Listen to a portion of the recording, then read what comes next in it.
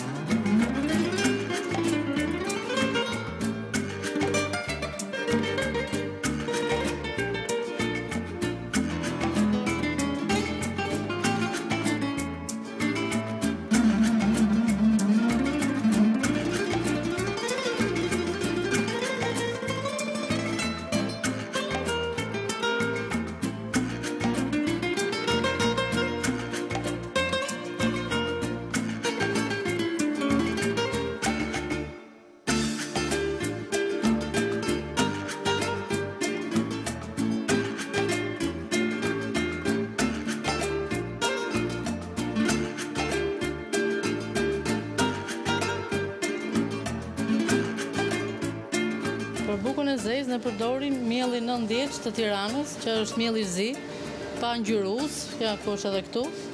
Dhe për bukën e bardhë, miell 50 të bardhë. Pra, ky miell i zi nuk ka nevojë fare për ngjyrues. Jo, nuk ka nevojë për ngjyrues. Bëhet me bashmaja. Si është cilësia e bukës me këtë miell? Cilësia e bukës është shumë e mirë, është shumë e lartë.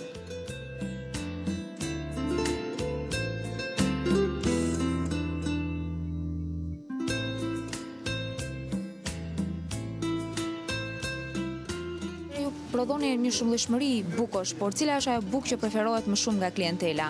Buka që preferohet më shumë është buka tradicionale, buka e zezë, që është pa maja dhe pa ngjyrosës. Klientët janë të kënaqur, sepse ne shërbejmë, i amballazhojmë bukët me letër dhe me dorashka, domethënë brenda standardeve.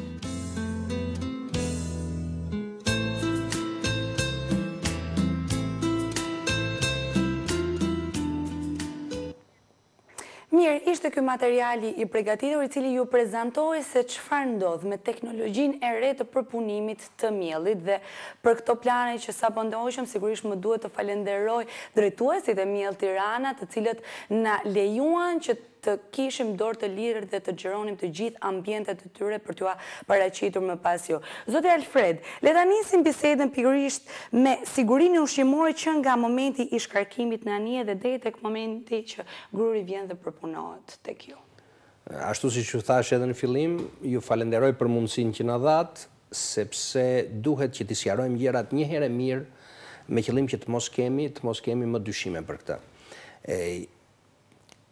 Ajo parti e grurit që vjen nga importi, për faktin sepse vendi ynë nuk prodhon sasirat konsiderueshme gruri, 18 deri 20% të gjithë sasisë përgjithshme të grurit prodhohet në vend, ndërsa pjesa tjetër vjen nga importi, kryesisht Rusi, Azerbajxhan ose Kanadaja, është totalisht e kontrolluar, që në momentin që sasia e grurit vjen në Durrës, ajo është e shoqëruar me certifikatën fitosanitare të saj, është e shoqëruar me certifikatën e radioaktivitetit, me certifikat cilësie dhe me certifikatën e fumigimit. Do me thënë, desinfektimi nga parazitët.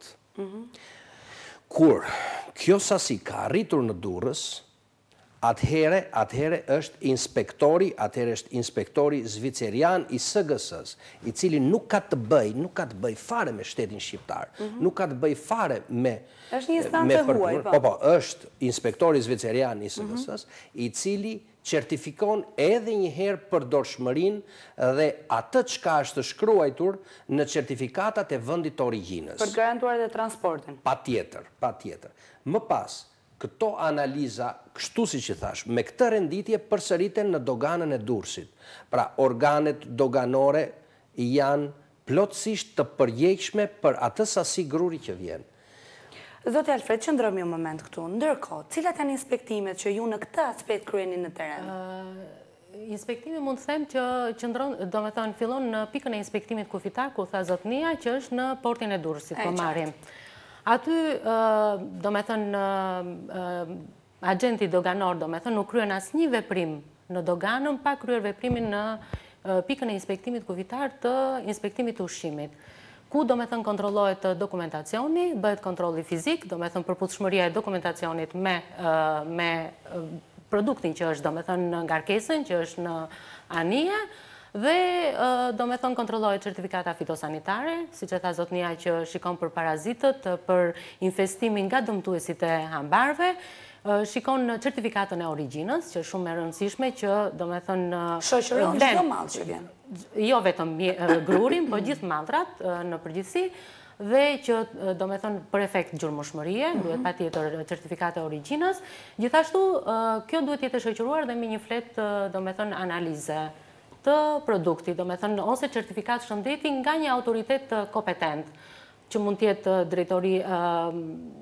drejtoria e shëndetit publik, a dhoma e tregtis, nuk e di se si e kanë këto. Do me thënë, filtrat që nga momenti që nga importi, na vjen produkti i parë, lënda e parë, gruri janë të shumë të cilat garantojnë për cilësinë ushqimore të këtij produkti. Për sigurinë dhe cilësinë. Siguria është në plan të parë, pastaj cilësia. Ndërkohë, jemi konform të gjitha standardeve, gruri është në rregull, i certifikuar, gjithashtu dhe ju jepni fjalën tuaj të fundit se siguria është brenda standardit, si vjojmë më pas me rrugën? Më pas, kjo sasi gruri do të transportohet në fabrikë, në të cilën, do të thënë, në procese të ndryshme do kthehet në miell, dhe mielli pastaj do shitet në përfurrat, do të Ka thënë dhe do transporti një moment të ti delikat? Patjetër që ka. Duke e kryer transportin me makina të certifikuara të vetë fabrikave, të cilat do ta përpunojnë këtë grur për ta kthyer në miell, atëherë jemi 100% të sigurt për të gjithë elementet që thamë më sipër. Do me thënë, për certifikatat fitosanitare, radioaktivitetit, cilësisë dhe të fumigimit. Me të ardhur në fabrik, i bëhet përsëri dhe një kontroll tjetër i cilësisë, i lagështisë, i proteinës, i shkallës infeksionit dhe i shkallës së dëmtimit nga dëmtues të ndryshëm, sepse e dim që insektet gjatë gjithë kësaj kohe kanë bërë punën e tyre. Në bazë të ligjit, këto fabrika janë të detyruara që t'i bëjnë të gjitha këto inspektime. Aq më tepër që laboratorët e tyre janë tashmë të certifikuar. Më pas, kjo sasi gruri kalohet për të përpunuar dhe për të prodhuar në miell. Do desha me 2 fjalë ose shumë shkurt që të përshkruaj të gjithë rrugën e kësaj sasie gruri, do të thënë, nga momenti që arrin në fabrikë dhe deri momentin që kthehet në miell. Tani jemi tek momenti i brendshëm, le të themi. Gruri hyn në fabrikë, është në rregull, konform sigurisë edhe të gjitha normave që duhet të ketë, dhe mund të filloj procesi. Patjetër. Pa u përqendruar më tepër se ç'duhet në proceset në të cilat kalon gruri, mund t'i përshkruaj vetëm me pak fjalë brenda 1 minute. Zoti Alfred, 1 minutë. Në mos gabojnë janë 5 etapa kryesore të përpunimit të grurit. Dhe ju keni një teknologji të re, besoj fjala e fundit. E përdoret dhe në Gjermani dhe në Zvicër. Prej andej është bler kjo teknologjia, është teknologjia Bühler, e cila është fjala e fundit e shkencës në këtë drejtim. Do me thënë, kjo teknologji sigurisht ka garancit e veta, ka avantazhe, por nuk e dime se ka dizavantazhe. Jo, avantazhe ka, por do të kishte, do me thënë është avantazhe plot, në qovë se krahas teknologjisë do të kishte dhe implementimin e sistemit ASAP dhe besoj se këto stabilimentet të mëdha e kanë, do me thënë, tani është, do me thënë, një kërkesë ligjore që gjithë stabilimentet e prodhimit të ushqimit dhe në këtë rast, do me thënë, të miellit, duhet patjetër të implementojnë në sistemin ASAP. Dhe, do me thënë, kjo, do me thënë, e bën më të plot, do me thënë, sigurinë ushqimore. Ka një përqindje që e përcakton këtë siguri nga kjo teknologji e re? Ta them unë, mbi 98%. Mbi 98% jemi të sigurt. Dhe një nga arsyet kryesore është sepse dora e njeriut nuk prek asgjë kundi. Që nga momenti që gruri shkarkohet, ashtu që pam edhe në kuadrot, në sekuencat filmike të cilat ju transmetua tani, që nga momenti që gruri shkarkohet, dhe deri në momentin që është miell nuk preket nga dora e njeriut. Gjithçka kryhet në mënyrë pneumatike. Pra këtu është garancia e madhe për këtë pastërti, po thuajse absolute të këtij gruri. Më falë të ndërpres, megjithatë, do me thënë, sistemi ASAP, sepse do me thënë, makineria është makineri dhe mund të prishet. Çfarë bën sistemi ASAP? Ty të vendos pikat kritike të kontrollit. Do me thënë, që nga marrja, do me thënë, e produktit, e lëndës parë, dhe do me thënë, nëpërmjet diagramës rrjedhëse, në cilën kalon produkti, do me thënë, nga primari deri në përfundimtarin, aty do me thëmë përcaktojnë të gjitha pikat kritike të kontrollit. Kështu që edhe kjo përqindja 98% nuk është e konfirmuar. Nuk është e konfirmuar. Në qofë se ti nuk do me thëmë se mund të marrësh të certifikohesh me planin ASAP, por në qofë se aji nuk është efektiv, nuk kontrollohet, nuk janë vendosur pikat kritike të kontrollit, limitet e pikave kritike të kontrollit dhe masat korrigjuse të këtyre pikave kritike dhe regjistrimi, do me thënë, nuk ka vlerë, nuk mund të jemi të sigurt. Nuk quhet i implementuar. Kështu që... Por, me certifikimin e laboratorëve të cilët këto pika kritike... Ju keni një laborator në fabrikë? Po, jo vetëm tek ne, do të thënë, jo vetëm tek te fabrika e Miell Tiranës, por edhe te Atlantis, edhe te Bloja, kanë laborator të certifikuar.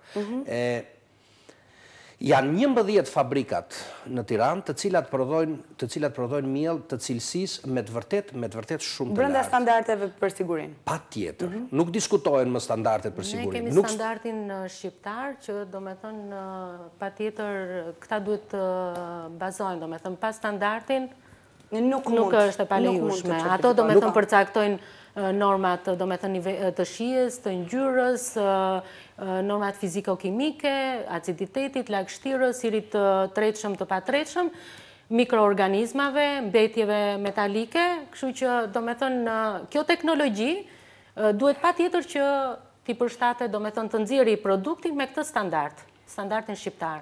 Nga inspektimet që ju keni realizuar deri më tani, ka qenë i kënaqshëm ky standard? Them se po, do me thënë paka shumë në këto stabilimentet e mëdhaja, sepse është vetë kërkesa e tregut, që detyron do me thënë biznesin, detyrimisht që të zhvilloj teknologjin edhe kërkesat janë më të mëdhaja për sigurinë dhe cilësinë. Ndërkohë, Edi, fluksi i inspektimeve që ju kryeni në teren, si ndryshon në një variabël duke marrë në konsiderat edhe kushtet atmosferike që mund ndikojnë? Sigurisht do me thënë që në periudhën e verës, që do me thënë djetë që mielli është më, do me thënë, më indjeshëm ndaj temperaturave, aty fillon infestimi dhe mikotoksinat, detyrimisht do me thënë që dhe inspektimi është ka fluks do me thënë më të madh. E qartë. Dhe hartojnë plane do me thënë të posaçme për inspektimin e furave të bukës dhe të fabrikave të miellit. Sigurisht që teknologjia që përdoret tashmë është e implementuar në këto fabrika që ju thoni që janë konform standardeve është hall kryesore. Po, sepse në qoftë se do me thënë djetë që gjithë bizneset ushqimore duhet që t'jenë të licencuara. Dhe 3 kriteret bazë për licencimin është do me thënë që ky subjekt të ketë kushte higjieno-sanitare, specifike dhe të përgjithshme, të ketë kushtet tekniko-teknologjike dhe dokumentacionin. Pa këto 3 kritere, një subjekt do me thënë të prodhimit të ushqimit nuk mund të licencohet dhe si tillë quhet i paligjshëm. E qartë, është vetëm si një ndër garancit kryesore të kësaj makinerie, do të thoja, unë teknologjie që ju keni të implementuar. Një ndër kushtet kryesore të garancisë të miellit ishte pikërisht mos kontakti me njeriu? Po, jo vetëm garancia e lartë që ka përsa i përket këtyre teknologjive që janë të sofistikuara dhe janë të fjalës së fundit të teknikës, por edhe niveli i lartë i personelit që punon në këto fabrika është garanci absolute për këtë miell që del, për cilësinë e këtij mielli. Megjithatë, unë do doja të thosha, sepse është me interes për të gjithë qoftë edhe për telespektatorin, do doja të thosha me 2 fjalë se cila është rruga që ndjek gruri deri në momentin që bëhet miell dhe gati. Patjetër, shumë shkurt. Ai kalon në për vibroseparator, në për turbotaruset konik, në për aparatet magnetike, të cilat e pastrojnë nga cilat i ndoshëm edhe në përmjet nga meteorinat e ndryshme metalike, në ndarës gravigometrik, në separatorët densimetrik, në pastrusit e farave që shërbejnë për heqjen e grashinës, e cila është një bim e cila shoqëron grurin gjatë kohës që ai rritet, ndarësit e trupave të gjatë, e tjerë. Të gjitha këto që janë pjesë e teknologjisë dhe rezultat i stafit të kualifikuar që funksionon, nuk mund të bëhen në organizime më të vogla. Është një sistemi tërë makinerish i cili funksionon, kërkon hapësirën e nevojshme, kërkon teknologjinë dhe organizimin e nevojshëm. Nuk mund të bëhen në vende të tjera. Qëndrojmë një moment këtu. Sigurisht që kjo teknologjia avancuar na jep një miell të mirë dhe ne po flasim për avantazhet disi të gjitha këtyre fabrikave, duke marrë shkaz nga Miell Tirana S.A.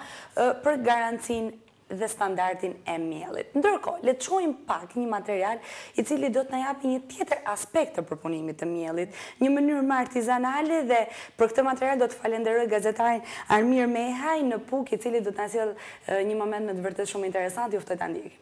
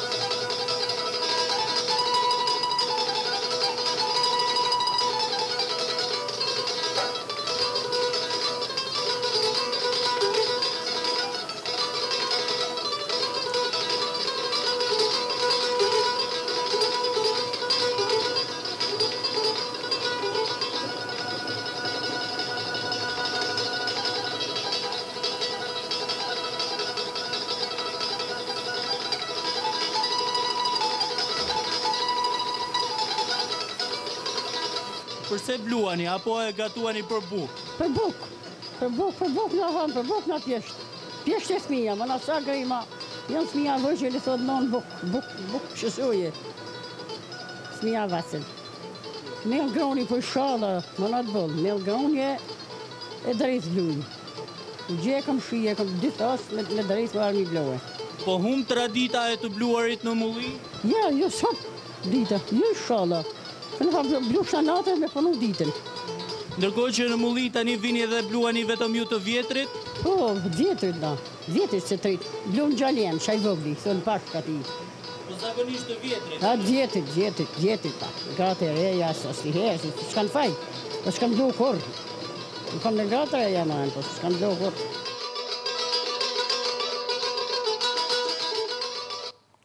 Mirë, besoj që kuptuat shumë nga materiali i përgatitur. Ishte një zonjë në Puk e cila na paraqiti mënyrën tradicionale të përpunimit të miellit, dhe në fakt ishte mielli i mistrit ky. Dhe një pyetje që të gjithëve na lindi në studio ishte, në momentin kur do të bluej gruri më pas, a ndodhte ndonjë procedurë pastrimi? Dhe për këtë sigurisht që të gjithë kemi dyshimet tona, pasi është një mënyrë tradicionale kjo. Pa tjetër, do me thëmë pas çdo procesi, në qoftë se ke të bësh me një produkt tjetër, sado që mund t'jeti një familje, duhet bërë një pastrim, do me thënë i makinerisë, i pajisjes. Ato që pam neve, ishte vetëm... Megjithatë, unë nuk e thosh që do me thënë shija mund t'jetë më e mirë, por rreziku është më i madh. Nëse ti të prodhosh vetëm për veten tënde, familjen tënde mban përgjegjësi vetëm për, por nëse ti do tregtosh, atëherë përgjegjësia është më e madhe dhe nuk mund të, do me thënë, ke risje më të mëdhaja që dhe përgjegjësia është më e madhe.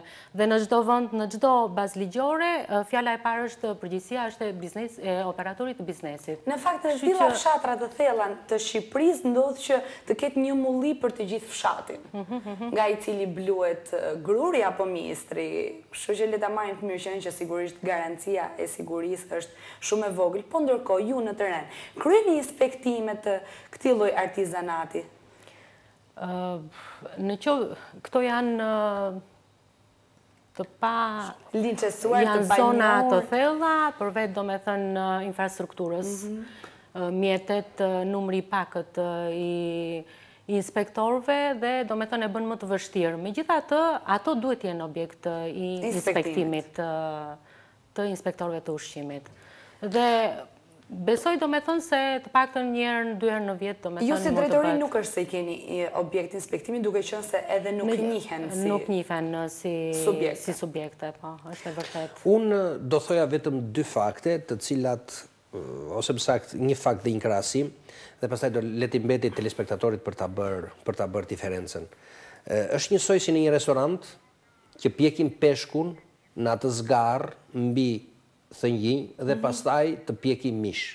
Është identikisht e njëjta gjë. E dyta, vurare atë zonjën që ishte atje që e mblidhe me një furç, atë misrin, edhe e hidhte përsëri, do të thënë në atë të bluarin aty. A mund të krahasohet ajo metodë ajo metodë, në qoftë se mund të quhet metodë, me pastrimin nga 5 deri në 7 atmosferë që i bëhet tubacioneve në Atlantis, në fabrikën e miellit, Lulis, që është këtu në autostradë, në Miell Tirana, apo në Blojën. Prandaj, do doja që vetë telespektatori, vetë shikuesi i këtij programi ta bënte diferencën. Besoj që diferenca është shumë e qartë në momentin që ne flasim për një teknologji të mirëfillt dhe të avancuar që është krijuar pikërisht për të qenë me standarde sigurie dhe për një mënyrë krejt artizanale, por në fakt të konsumator, që besoj që në numër është i konsiderueshëm, si e mbrojmë?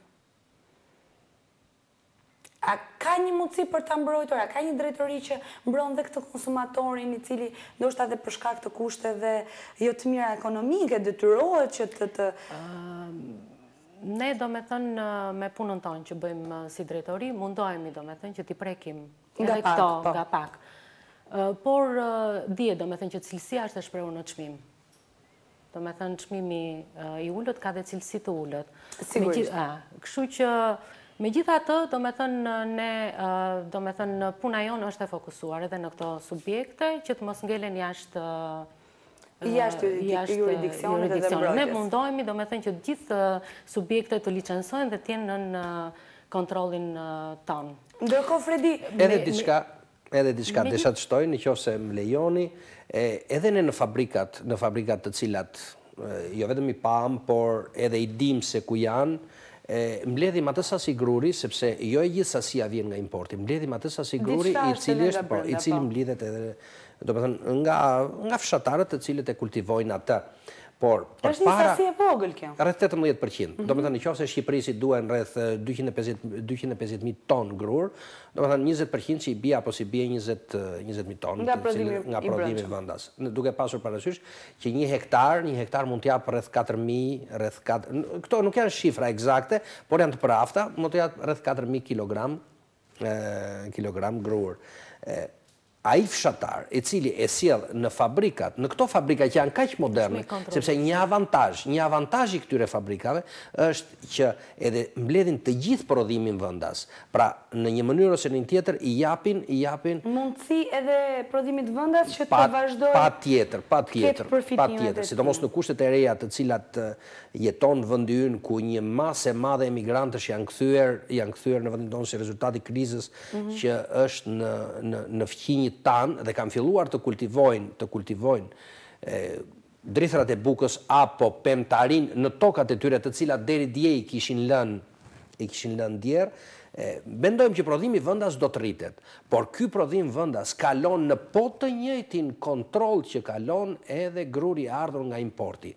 Pra, mendoj që ndaj këtyre njerëzve që kanë ndërtuar këto fabrika kaq moderne, duhet që të shprehet, duhet të tregohet një farë mirënjohje, sepse ata kanë investuar për veten e tyre. Është një zinxhir industrial që funksionon. Kanë investuar për veten e tyre, por në fund kanë investuar edhe për ne. Sepse ne nëpërmjet atij produkti aq të pastër që marrim nga këto fabrika, edhe ne ruajmë shëndetin tonë. Fredi, ju e përpunuat miellin, gjithçka është gati dhe tani shkojmë pak tek momenti final. Momenti final është momenti i transportit përsëri, i cili është brenda parametrave dhe i çuarjeve në për klientët. Ka dhe këtu sigurinë e tij, ka dhe këtu procedurë. Patjetër, për vetë faktin sepse transportohet me makinat e fabrikave të cilat janë të certifikuara dhe shpesh herë janë dhe subjekt më vete. Do të thënë makina që janë të licencuara. Do të thënë është me të vërtet shumë high niveli i transportit. Që mund më thoni gjurmëshmërinë? Si e ndihni gjurmëshmërinë? Sepse kemi agentët tanë në teren. Dhe ata e ndjekin të gjithë procesin. I keni të regjistruara? Patjetër, të gjithë. Ku shisni? Patjetër. Sepse në rast do të ndodhi një helmima, nuk e di. Patjetër. Ne do të themi një histori. Patjetër. Bëjmë atë backupin e zakonshëm dhe gjendet me një herë origjina.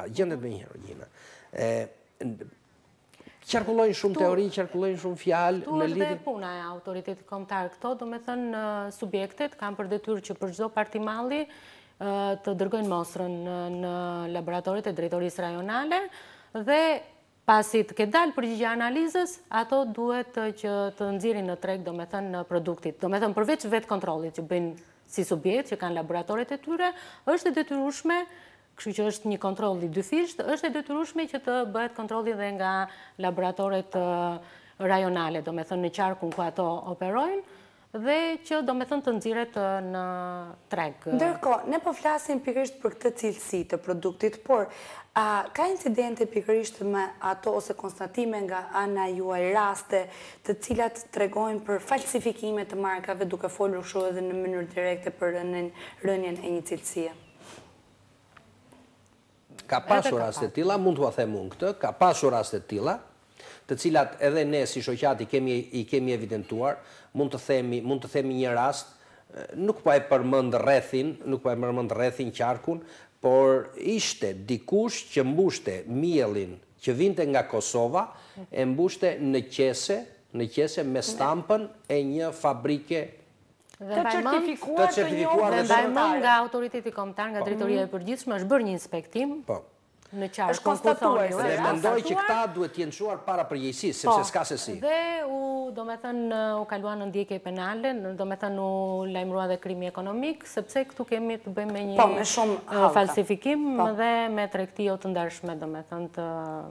Ndërkohë, nga momenti që mielli shkon në destinacionet të cilat bëjnë më pas në mënyrë direkte pjekjen e bukës, furrat e bukës, është një inspektim vete në terren që kryhet edhe për këto instanca për të garantuar pikërisht përpunimin e mëtejshëm. Sepse domethënë këtu kalojmë siç është implementimi i ASAP-it, në këto edhe këtu ka një ASAP të vogël, domethënë janë praktikat e mira, sepse në një furrë të buke të vogël 3 me 4 asat që nuk mund të kërkosh domethënë implementimin e sistemit ASAP, por të paktën të jenë të implementuara praktikat e mira të punës dhe të higjienës, duke filluar domethënë që nga kushtet e ruajtjes së miellit, domethënë para, makineria, pastrimi, temperaturat e pjekjes, kushtet higjieno-sanitare, që ka domethënë disa kritere, që duhet plotësoj dhe kjo mini, domethënë kjo furrë e vogël, higjiena e personelit, që t'jeti pajisur me certifikat,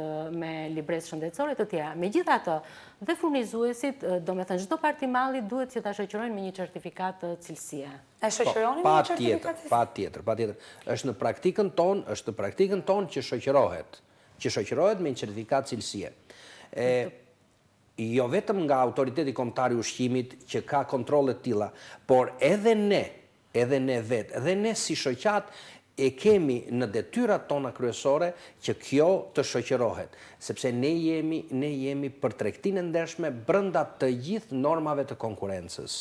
Ka një dokumentacion, domethënë, të mirëfillt, i cili shoqëron lëndën e parë që nga momenti kur hyn në Shqipëri, dhe flasim këtu për grurin e importuar, deri në momenti që ky grur përpunohet, me të gjitha të dhënat e veta, transporti më pas për në hallkën e fundit që do të bëj edhe shitjen tek konsumatorit të bukës apo të miellit. Po, patjetër, domethënë në çdo stat, domethënë kemi secili ka dokumentacionin e vet. Domethënë gruri erdhi, ka dokumentacionin, certifikatën e origjinës, fitosanitaren dhe certifikatën e shëndetit. Vjen, përpunohet, kalon domethënë një stabiliment dhe atje do të ketë dokumentacionin e vet, duke filluar domethënë me certifikatën e cilësisë, parametra domethënë sipas standardit, dhe në të njëjtën kohë dhe tek buka do të ketë dokumentacionin e vet. E qartë, domethënë sido që të jetë me gjithë të certifikim që do të thoja unë që shoqëron genin e grurit që nga ardhja deri në përpunimin final, nuk mund të ndodhë që të ketë incidente nga mielli që prodhohet në fabrikat tona. Jo, absolutisht. Jemi konform të gjithë standardeve të sigurisë. Duke përfituar nga rasti, unë do doja t'jepja një mesazh. Jemi në përfundim, kështu që ju lutem minutën e fundit e kam për mesazhin. Për të gjithë konsumatorët të konsumojnë në mënyrë sistematike mielin i cili vjen nga organizma të certifikuar. Dhe që janë në kontroll të vazhdueshëm. Ju e pat vetë se cilat ishin diferencimet në për atë midis atij mullirit të vogël, të fshatit, në dukje më i shishëm, më i ëmbël, etj. Materialet flasin vetë, flasin qartë, ne prandaj nisëm me teknologjinë e avancuar. Po, dhe unë i bëj thirrje e konsumatorit, do me thënë që të konsumoj produktet e kontrolluara, që janë objekti kontrollit të inspektimit. Të jetë të kujdesshëm në atë çfarë do të mbrojtur, do me thënë. Dhe është vetë konsumatori që vendos pastaj. Paktën të konsumojmë ato produkte të cilat instancat na i garantojnë se janë të mirë. Ti kontrolloni.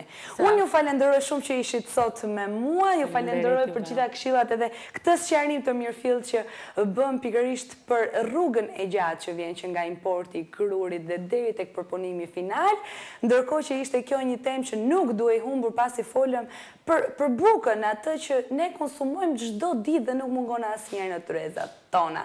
Biseda do të mbetet e hapur, ndoshta edhe një ftesë tjetër do t'ju vi për një tjetër moment. Edi Nisja, faleminderit, Alfred Bozhiqi, faleminderit gjithashtu. Ndahemi këtu në këtë bisedë, ndërkohë ju mos u largoni, pak publicitet dhe rikthehemi sërish në Villa 24.